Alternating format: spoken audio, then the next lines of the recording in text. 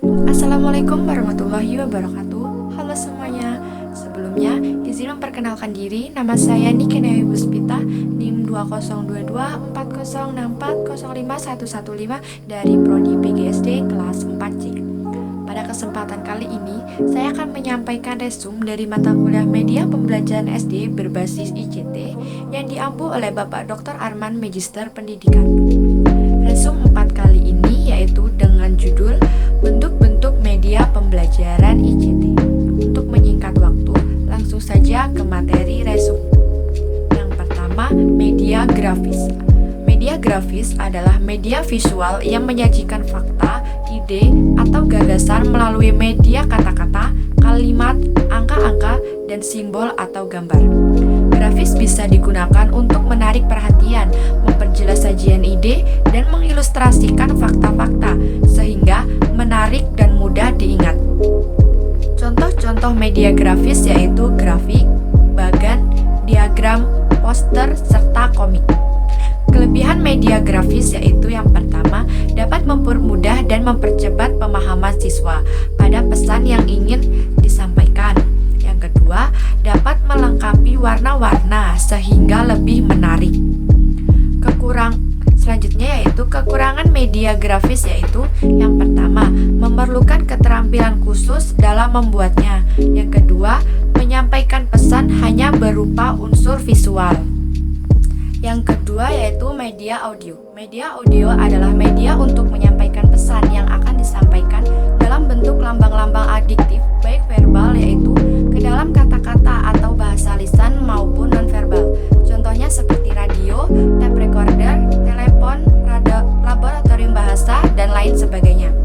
Adapun kelebihan dari media audio yaitu yang pertama, mudah mendapatkan data dari media dan juga praktis dipindahkan serta lebih efisien.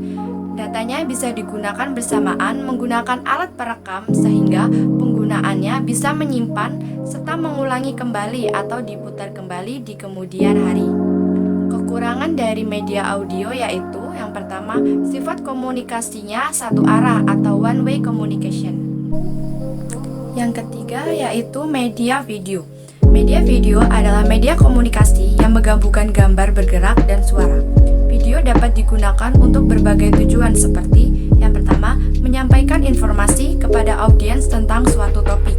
Yang kedua, pendidikan mengajar audiens tentang suatu konsep atau keterampilan. Contohnya seperti video animasi, video tutorial, video podcast, dan video dokumen, serta lainnya. Kelebihannya yaitu menarik perhatian, meningkatkan pengetahuan, daya imajinasi, daya pikir kritis, dan mudah untuk dipahami. Kekurangannya yaitu seperti yang pertama, ukuran filenya yang besar, memerlukan biaya dan waktu yang lama, serta terlalu menekankan kepada materi. Yang kedua, membutuhkan keterampilan teknis. Yang keempat, media multimedia.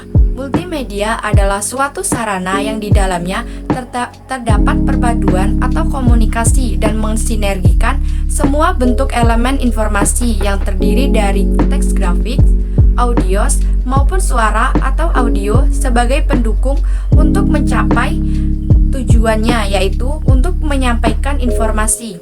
Contohnya seperti video, animasi, film, gambar, YouTube, sosmed, dan lain-lainnya. Kelebihannya yaitu menarik ide dan minat karena memerlukan gabungan antara pandangan suara dan gerakan. Kekurangannya yaitu yang pertama, menggunakan biaya yang mahal. Yang kedua, memerlukan perangkat keras. Yang ketiga, minimnya pengetahuan guru dalam multimedia. Yang keempat, tergantung pada teknologi. Yang kelima yaitu media simulasi. Media simulasi adalah media yang digunakan untuk membuat pengalaman belajar yang mirip dengan situasi nyata. Contohnya seperti bermain peran. Simulasi komputer digunakan untuk mengilustrasikan konsep-konsep tertentu. Kelebihannya yaitu yang pertama, dapat dijadikan sebagai bekal siswa dalam menghadapi situasi yang sebenarnya kelak. Yang kedua, dapat memupuk keberanian siswa. Kekurangannya yaitu yang pertama, pengalaman yang diperoleh tidak selalu dapat dan sesuai dengan kenyataan di lapangan. Yang kedua, pengelolaannya kurang baik. Yang keenam, media permainan. Media permainan adalah media pembelajaran yang dapat mengurangi kejenuhan siswa dan memberikan kesenangan dan pengetahuan kepada siswa. Contohnya seperti role playing game atau bertukar peran yang berkaitan dengan materi pembelajaran. Kelemahan dari media tersebut yaitu yang pertama, siswa dapat menjadi ketergantungan. Yang kedua, dapat meningkatkan tingkat kekerasan. Kelebihan dari media tersebut yaitu yang pertama, mengembangkan keterampilan pengetahuan kognitif seperti pemecahan masalah dan pengambilan keputusan. Yang kedua, peluang belajar interaktif seperti game yang dirancang untuk menyelipkan pengetahuan dari fakta-fakta tertentu ke dalam alur cerita permainan tersebut.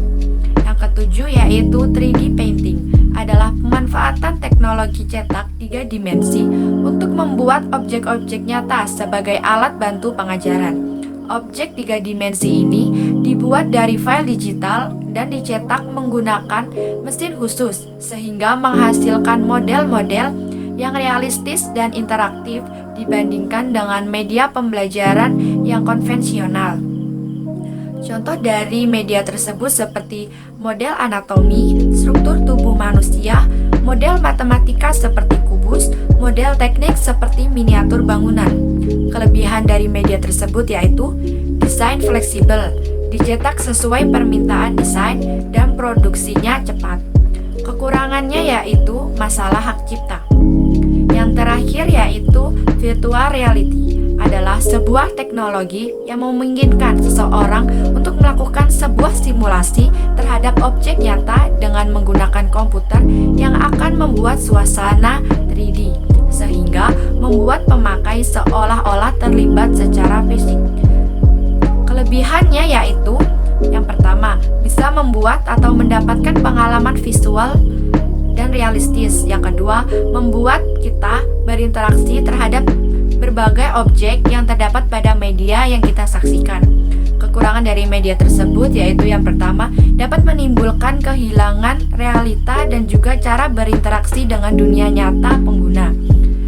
Baik, mungkin itu saja materi yang dapat saya sampaikan. Kurang lebihnya saya mohon maaf. Saya akhiri. Wassalamualaikum warahmatullahi wabarakatuh.